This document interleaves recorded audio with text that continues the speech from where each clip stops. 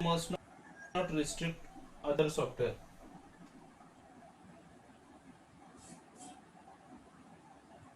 Must not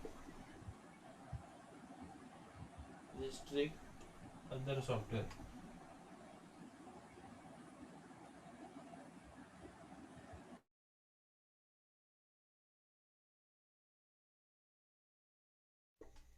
Other software. The license must not place restriction on the other software that is distributed. Along with the licensed software, for example, the license must not insist that all other programs distributed on the same medium must be open source software.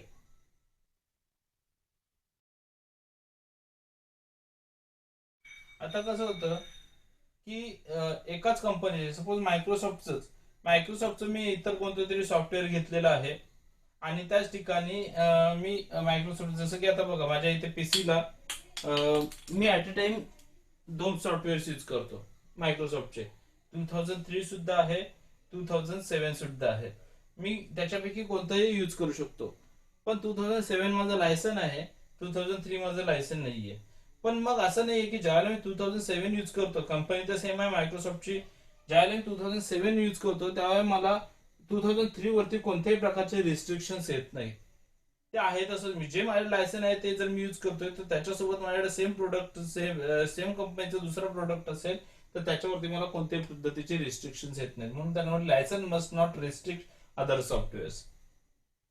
Then license must be technology neutral. License must be technology neutral. Last one.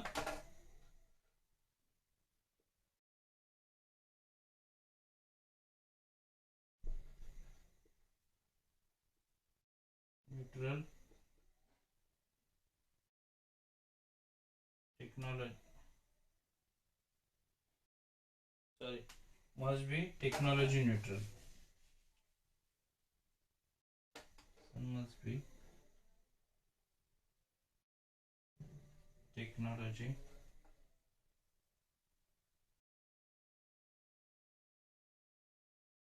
neutral. Means what? No provision of the license may be predicated on any individual technology or style of interface.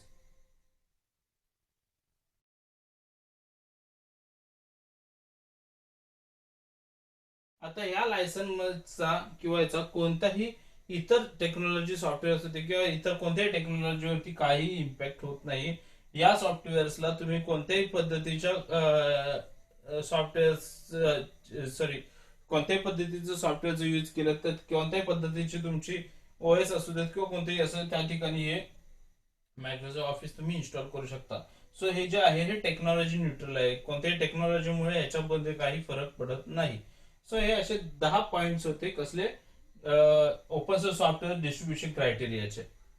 त्याच्यानंतर इथे आता काही examples दिलेले आहेत त्या examples मधले मी तुम्हाला already एक सांगितलेला होता मगाशी माय गुगल क्रोम त्याच्यानंतर मॉझिला फायरफॉक्स एक आहे देन हे ब्राउझर झाले दोन्ही सॉफ्टवेअर्स मध्ये बघायला गेलात तर तुमचा व्हीएलसी मीडिया प्लेअर तो तुम्ही पीसीला यूज करताय त्याच्यानंतर असे बरेचसे आहेत त्याच्यानंतर व्हीएलसी मीडिया ऑड हा ऑडॅसिटी म्हणून आहे मीडिया कोडर म्हणून आहे असे बरेचसे सॉफ्टवेअर्स आहेत जे तुम्ही ओपन सोर्स सॉफ्टवेअर मध्ये यूज करता त्या पद्धतीने ग्राफिक्स आणि डिझाईनचे सुद्धा काही सॉफ्टवेअर्स आहेत त्याच्यामध्ये एक paint dot net blender Ubuntu FileZilla त्याच्यानंतर गिम्प म्हणून आहे जेएम एमपी गेम.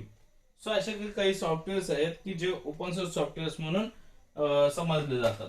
त्याच्यानंतर नेक्स्ट आयटी रिसोर्सेस मधला नेक्स्ट पार्ट येतो ऑपरेटिंग सिस्टम.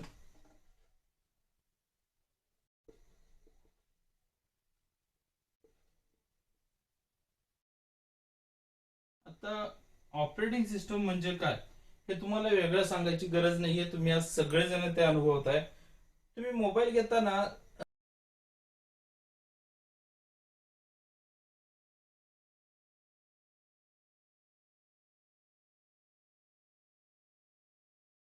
ह्या हार्डवेअरला कंट्रोल करण्यासाठी इनबिल्ट सॉफ्टवेअर एक येतं की जे काय करतं, ह्या हार्डवेअर्सला इन्स्ट्रक्शन देत असतात आणि त्या सॉफ्टवेअर शिवाय तुमचा मोबाईल वर्क करू शकत नाही. मग याच जे सॉफ्टवेअर आहे जे की ह्या सगळ्या हार्डवेअर वरती बाय डिफॉल्ट कंट्रोल करतं, त्या सॉफ्टवेअरला म्हटलं जातं operating system.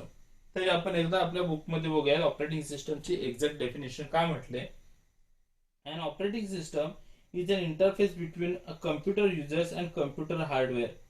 An operating system is a software which performs all the basic tasks like file management, memory management, process management, handling input and output, and controlling peripherals devices such as disk drive and printers. मी आता म्हटल्याप्रमाणे यांनी मस्त खूप सुंदर असे definition म्हटलंय. Human being म्हणजेच आपण कोण एखादा पर्सन आहे की आपण जो पीसी हँडल करतो. त्याच्यानंतर झाले कम्प्युटर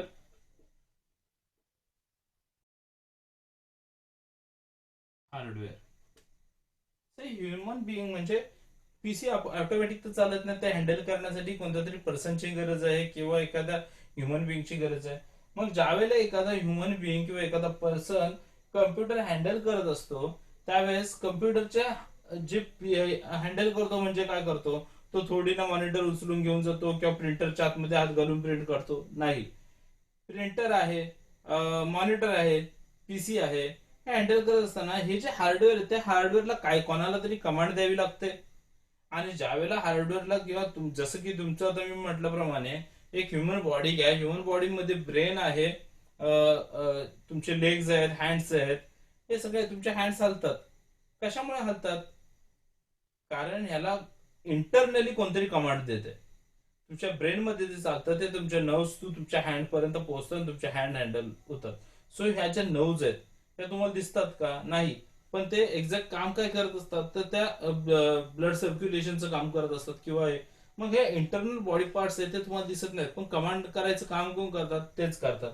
म्हणजे हे जे इंटरनल बॉडी पार्ट्स आहेत हे आपलेच याच पद्धतीने इथे सॉफ्टवेअर काय किंवा हे ऑपरेटिंग सिस्टम काम करतं. सो ह्युमन बिंग काय करतं, हे जे ओएस आहे ऑपरेटिंग सिस्टम याला कमांड देते आणि याला जसं कमांड देते त्या पद्धतीने हार्डवेअर जे आहेत कम्प्युटरचे ते वर्क करतात. म्हणजे जर मी इथं एखाद्या पर्सनने प्रिंटची कमांड दिली मॉनिटरवरती पीसी किंवा सीपीयू मध्ये, तर जर ज्या वेळेला ते कमांड देईल त्याच्यानंतरच तुमचा प्रिंटर बाहेर प्रिंट सोडणार आहे. सो ही कमांड द्यायचं काम किंवा याला हँडल करायचं काम कोण करतं? ओएस. देन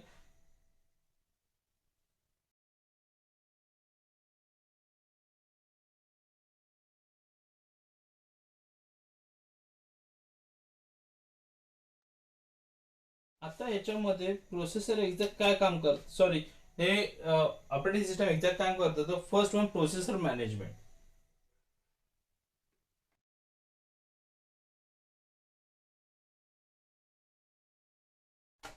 फर्स्ट वन काय?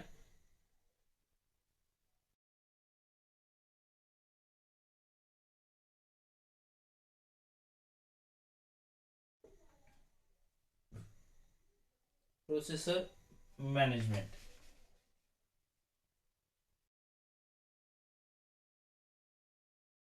It multi-programming environment, the OS decide which process gets the processor when and for how much time. This function is called process scheduling. An operating system does the following activity for a processor management: keep track of processor and status of process. The program responsible for this task is known as traffic controller. Allocated the processors to a process. All allocates processor when the process is no longer required. तुम्ही एखादं file copy करायला जाता पीसीला, copy करत असताना त्या फाईलची size बघून नंतर काय होतं की त्याच्यावरती ठरतं की त्याला वेळ किती जाणार आहे. मग ते पर्सेंटेज कॅल्क्युलेट करत असतं किती पर्सेंट कॉपी होतं, किंवा एकतर तुम्हाला शेड्यूल दाखवलं जातो, टाइम दाखवलं जातं की किती वेळामध्ये ते कॉपी होणार आहे. हे जे आहे यालाच काय म्हणतात? Processor management. प्रोसेसर काय करत असतं ते तुमच्या पीसीची जी प्रोसेस आहे त्या प्रोसेसचं एक शेड्यूल बनवत असतं. आता शेड्यूल बनवायचं काम कोण करत असतं? हे कोणाचं काम आहे? ऑपरेटिंग सिस्टमचं. सो फर्स्ट वन काय, प्रोसेसर मॅनेजमेंट. प्रोसेसर मॅनेजमेंट काय काम करतं सांगितलं तुम्हाला, शेड्यूल बनवणं किंवा काय किती टाइम रिक्वायर्ड आहे. ज्या वेळेला कधीतरी प्रोसेसर वरती प्रॉब्लेम येतो, प्रोसेसरला कमांड व्यवस्थित कळत नाही, त्यावेळेस तुमचा पीसी हँग होण्याची किंवा एखादी फाईल ज्यावेळेला कॉपी करताय किंवा काहीतरी त्यावेळेस ती थांबण्याची शक्यता असते. सो तो जो फर्स्ट पॉइंट आहे, प्रोसेसर मॅनेजमेंटचं काम करतं कोण, OS operating system. Then second one,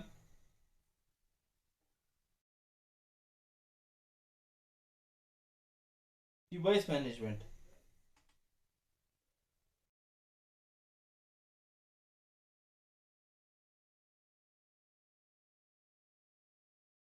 मी प्रिंट सोडली किंवा मी प्रिंट दिली, आता मी प्रिंट दिली, ही प्रिंट कुठून यायला पाहिजे, प्रिंट मॉनिटर मधून येते का, नाही. मग प्रिंट दिलेली मी ज्याला प्रिंट म्हणतो इथून, तेव्हा ती प्रिंटरलाच का जाते, कारण त्या प्रोसेसर हे ज्या ऑपरेटिंग सिस्टम काय करतं की त्याच्या ऑल डिव्हाइसेसला मॅनेज करायचं काम करत असतं. त्याला माहिती आहे की प्रिंट दिली तर ती प्रिंट मला कोणत्या डिव्हाइस कडे सोडायची आहे.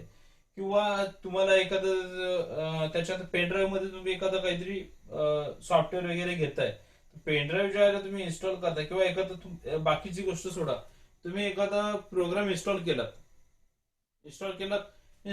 तो सी ड्राईव्हलाच कसा काय जातो, तो डी मध्ये का नाही राहत. मग ह्या कमांड असतात, कोणत्या डिव्हाइसने कोणतं काम करायचं, ह्या कमांड ज्या असतात त्या कोण देत असतं, डिव्हाइस मॅनेजमेंट. ते काम कोणाचं असतं, ऑपरेटिंग सिस्टमचं. देन येतं तुमचं फाईल मॅनेजमेंट.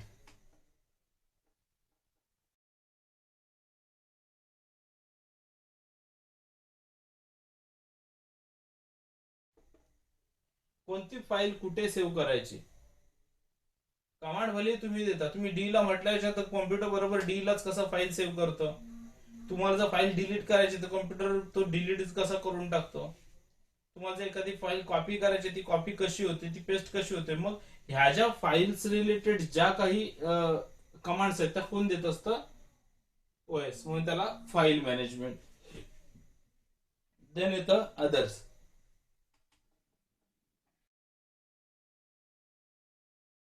अदर्स अदर्स मध्ये काय येतं तुमचं, security, control, system performance, job accounting, error detecting aids according to between other software and users. आता याच्यामध्ये सिक्युरिटी जे पासवर्ड्स वगैरे येतं, त्यात कंट्रोल ओव्हर सिस्टम परफॉर्मन्स.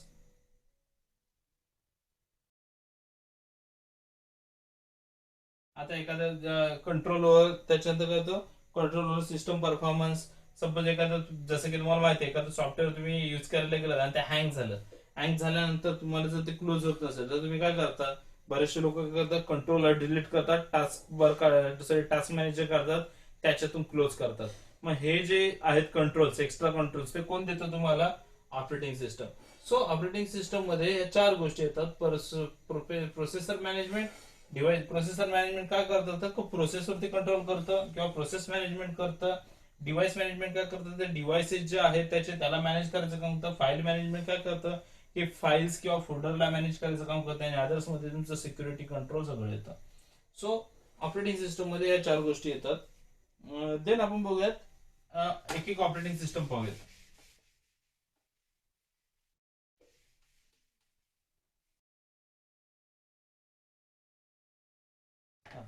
आता फर्स्ट ऑपरेटिंग सिस्टम कोणती आहे, तर आपण बघूयात पहिली, Linux.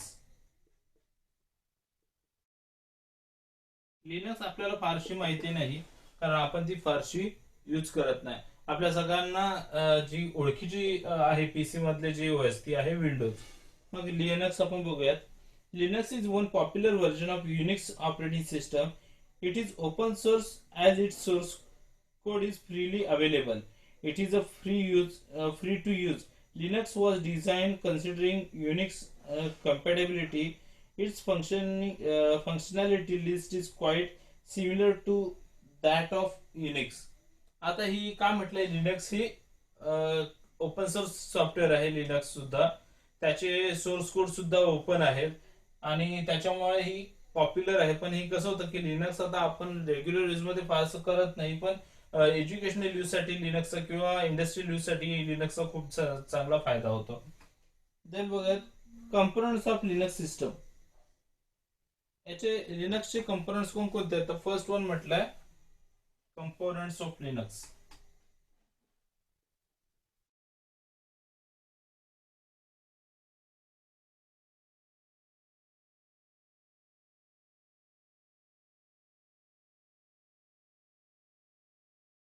Cornell.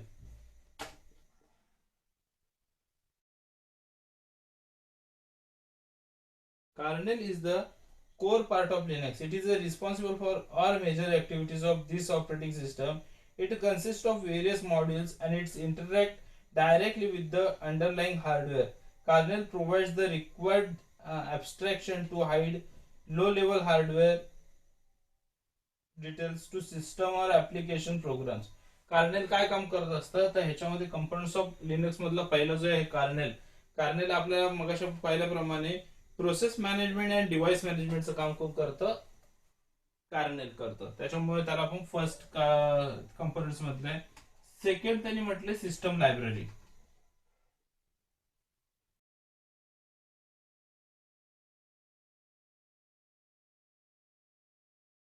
System libraries are special function or programs using which application programs or system utility access kernel's features. This library implement most of the functionality of the operating system and do not require kernel modules code access rights.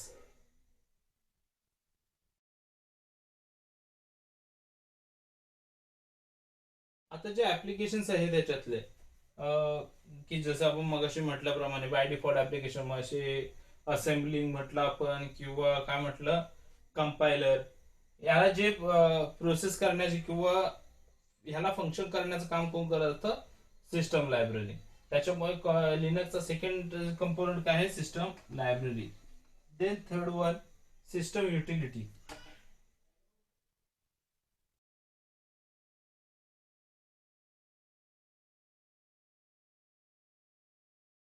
System utility programs are responsible to do specialized individuals level task. आता याच्यामध्ये specialise किंवा individual level जे आहेत task आहेत, मग त्याच्यामध्ये मी म्हणेन आपले फाईल्स मॅनेजमेंट किंवा अदर्स जे आहेत, ह्या दोन प्रकार जे आहेत ते तुमचे येतात सिस्टम युटिलिटी मध्ये. कारण फाईल मॅनेजर्स किंवा सिक्युरिटी आहे तुमचे पर्सनल टास्क आहेत आणि ते इंडिव्हिज्युअल टास्क आहेत आणि ते तुमच्या सिस्टम युटिलिटी मध्ये येतात. सो लिनक्स मध्ये ह्या चार गोष्टी कंपोनंट्स आहेत लिनक्सच्या. त्याच्यानंतर आपण बघूयात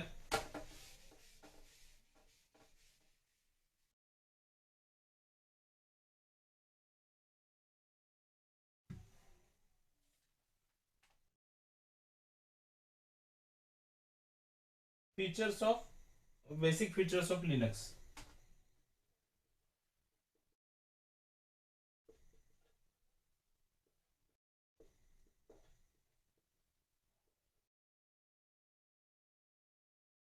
first one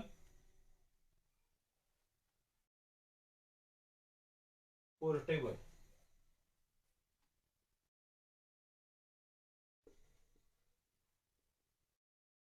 Portability means software can work on different types of hardware in same way.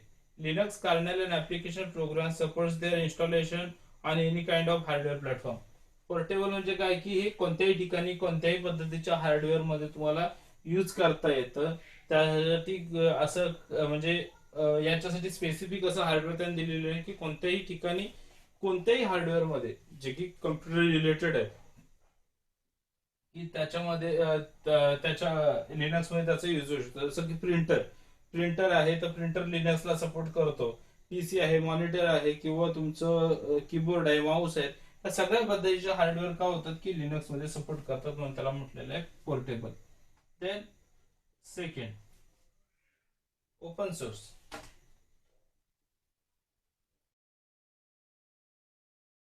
आता हे सांगायची गरज नाही तुम्हाला, मग ऑलरेडी एक्सप्लेन केलेलं ओपन सोर्स म्हणजे काय आणि लिनक्सचे ओपन सोर्स सॉफ्टवेअर आहे त्याचे एक फीचर्स आहे. Then multi users.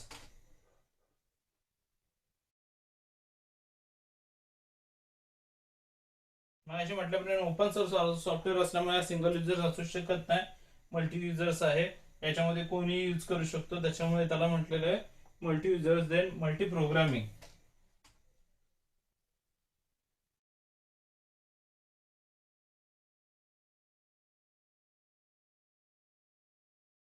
आता मल्टी प्रोग्राम म्हणजे हे सॉफ्टवेअर जरी हे ज्या ऑपरेटिंग सिस्टम आहे ही एखाद्यामध्ये एकच प्रोग्राम करते असं काही नाही. याच्यामध्ये खूप वेगवेगळ्या पद्धतीच्या प्रोग्राम तुम्ही करू शकताय.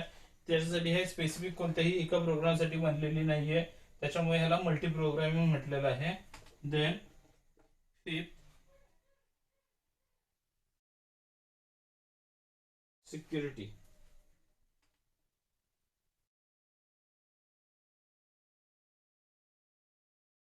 Linux provide user security using authentication features, password protection.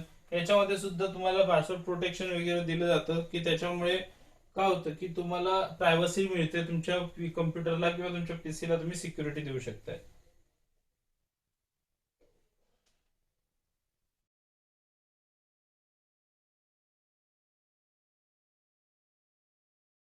आता याच्यानंतर येतं physics one shell.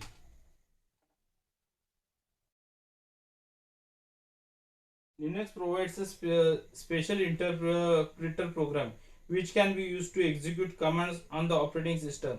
It can be used to do various types of operation, call applications, programs, etc. आता कसं होतं, Linux provides special interpreter programs.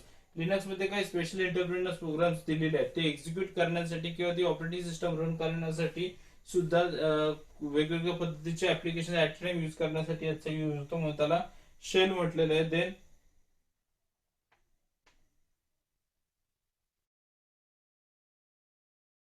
hierarchical file system 6 7.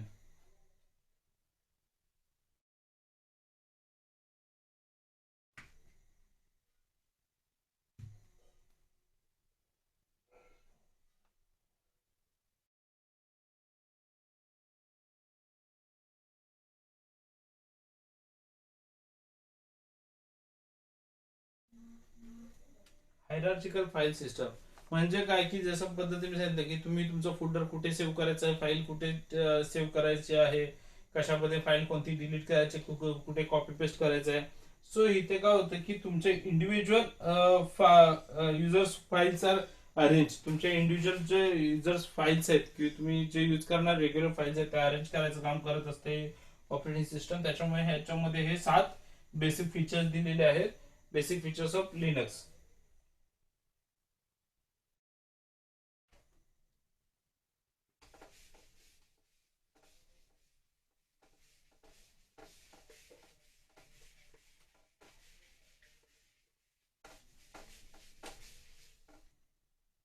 त्याच्यानंतर येतं Windows. Next कोणतं आहे? विंडोज. विंडोज विषयी तुम्हाला फार सारं माहिती असेल कारण विंडोज सुद्धा मल्टी प्रोग्रामिंग ओएस आहे. विंडोजचे खूप सारे व्हर्जन आपण स्वतः हँडल केलेले आहेत. जसं की पहिला विंडोज सर्व्हर होता, त्याच्यानंतर विंडोज 2003 आला, विंडोज एक्सपी आला, त्याच्यानंतर विंडोज 7 आला, आता आपण यूज करतोय विंडोज 8 आहे, विंडोज 10 आहे, इव्हन मार्केटमध्ये सध्या विंडोज 12 सुद्धा येतोय. सो हे विंडोजचे जे व्हर्जन्स आहेत ते सगळे आपण स्वतः इंडिव्हिज्युअली यूज केलेले आहेत. सो त्याच्यामुळे तुम्हाला याच्याबद्दल फारसं सांगायचं गरज नाही, तरी त्याची एकदा हिस्ट्री आपण बघू. Microsoft introduce an operating environment name Windows on November 20, 1985. Windows कधी लॉन्च झाला तर नोव्हेंबर 20. मायक्रोसॉफ्टने कधी लॉन्च केला तर नोव्हेंबर 20, 1985. 20 नोव्हेंबर 1985 साली काय केलं त्यांनी लॉन्च केला मायक्रोसॉफ्ट ने Windows as a graphical operating system shell for MS DOS. पहिली ऑपरेटिंग सिस्टम कोणती होती? MS डॉस. आता ह्या डॉसचा मिनिंग काय होतं?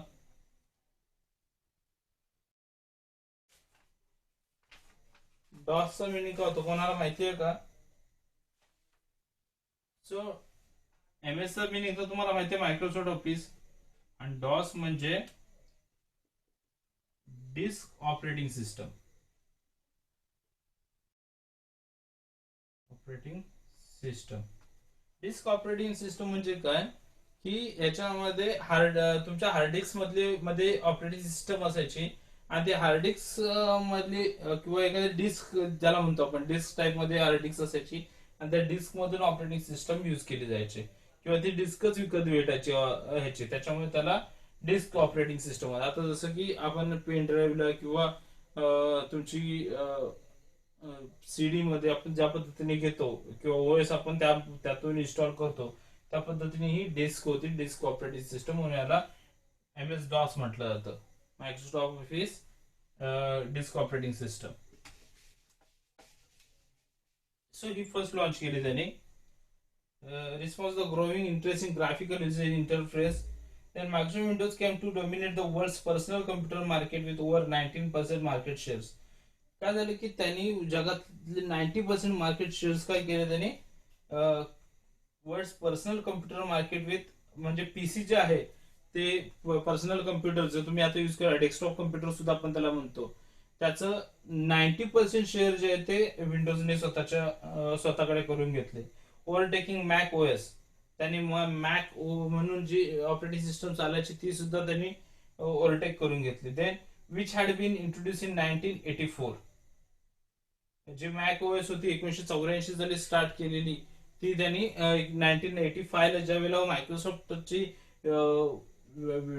MS DOS ज्या वेळेला त्यांनी लॉन्च केलं त्यावेळेस ती स्वतःकडे ओव्हरटेक करून घेतली.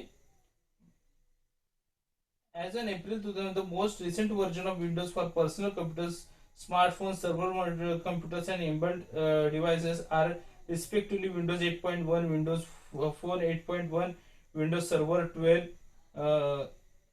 then R2, and Windows Embedded 8. A specialized version of Windows runs on the Xbox on game console. त्याच्यानंतर मग विंडोज हळूहळू एवढा डेव्हलप होत गेला की विंडोजच्या मगाशी तुम्हाला सगळे आपण व्हर्जन सांगितले की विंडोज सर्व्हर होता, त्याच्यानंतर Windows 3, Windows XP, Windows 2007, then Windows 7, then Windows 8.1, then Windows 10, then Windows 12, आणि तुमच्या इव्हन आता मोबाईल फोन्सला सुद्धा विंडोजने विंडोजची OS यायला लागलेली आहे.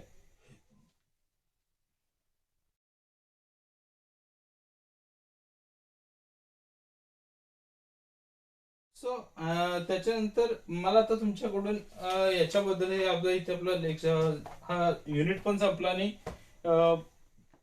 चॅप्टर सुद्धा संपलेला आहे. सो याच्यामध्ये मला तुमच्याकडून हे अपेक्षित आहे की विंडोजच्या आतापर्यंत, म्हणजे केस स्टडी मी तुम्हाला देतो याच्यावरची सुद्धा, विंडोजच्या आतापर्यंत किती व्हर्जन झाले, काय लक्षात घे काय सांगतोय, विंडोजच्या आतापर्यंत किती व्हर्जन झाले आणि प्रत्येक व्हर्जन मध्ये वेगवेगळे फीचर्स काय होते याची डिटेल्स काढून तुम्ही मला द्यायचे. त्या सुद्धा मी जसं तुम्हाला मागच्या असाइनमेंट दिलेली आहे मी त्याच पद्धतीने ही सुद्धा असाइनमेंट राहील तुमची. विंडोजचे किती व्हर्जन मार्केटमध्ये झालेले आहेत आतापर्यंत आणि त्याचे फीचर्स काय होते. ओके, हे तुम्हाला देतो याचं कारण असं नाहीये की हे तुमच्या टेक्स्टबुक मध्ये आहे किंवा तुम्हाला एक्झाम्सला येणार आहे, पण ज्या वेळेला तुम्हाला खरं सांगायचं आयटीचं ज्यावेळेला तुम्ही युज करताय, तुम्ही मार्केटमध्ये ज्या वेळेला जॉब करायला बाहेर पडाल तेव्हा ह्या गोष्टी फार उपयोगाच्या ठरतील, ज्या तुमच्याकडून आज मी केस स्टडी म्हणून मागतोय किंवा असाइनमेंट म्हणून मागतोय, याच गोष्टी मार्केटमध्ये पुढे जाऊन तुम्हाला हँडल करायच्या आणि त्याचसाठी हे सगळं मी मागवत असतो किंवा तुमच्याकडून मला ते अपेक्षित आहे. सो आलं लक्षात असाइनमेंट. नेक्स्ट आज आपण इथे थांबूयात आणि आता पुढचा जो आपला युनिट आहे हा पूर्णपणे प्रॅक्टिकल आहे. आता प्रॅक्टिकल असल्यामुळे आपण तो लाईव्ह घेणार आहोत आपल्या कम्प्युटर्स वरती, की एक्झॅक्ट जो वर्ड आहे, वर्ड, एक्सेल, पॉवर पॉइंट ते सगळं शिकायचं आपल्याला, तर आपण ते लाईव्ह बघणार आहोत. Okay, so thank you. Hello everyone, today we are going to learn.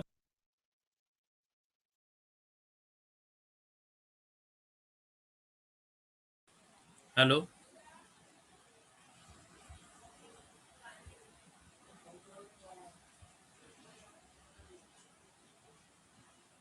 Hello, hello, हा बोला. केस केस स्टडी काय आहे हे एक्झॅक्ट कळाले तुम्हाला, येस सर. की विंडोजचे आतापर्यंतचे जेवढे व्हर्जन झालेले आहेत त्याचे स्पेसिफिकेशन किंवा त्याचे फीचर्स काय होते ते आपल्याला काढायचे आहेत. हा, मग त्याच्यातून आपल्याला कळेल की अपग्रेड एक्झॅक्ट विंडोज कसं होतं, की ओएस अपग्रेडेशन एक्झॅक्ट काय असतं ते, याची इन्फॉर्मेशन हा. तुम्हाला नेटवरती खूप सारी मिळेल. सो तुम्ही त्याच्यातून करा. आणि आता हा युनिट संपल्यानंतर ह्या युनिटच्या पीडीएफ मी पूर्ण बुक्सचे पीडीएफ स्कॅन करून फर्स्ट युनिट तुमच्या मी ग्रुपला व्हॉट्सअप ग्रुपला टाकेन तुमच्या चालेल. स्टडीसाठी. ओके. हा. ओके. ओके. आणि आपला नेक्स्ट जो आहे युनिट तो आपला पूर्णपणे प्रॅक्टिकल आहे. म्हणजे ज्याच्यामध्ये तुम्ही जे MSCIT ला Word, Excel, PowerPoint use करायला शिकलेला आहात त्याच पद्धतीने तो आपण शिकणार आहोत.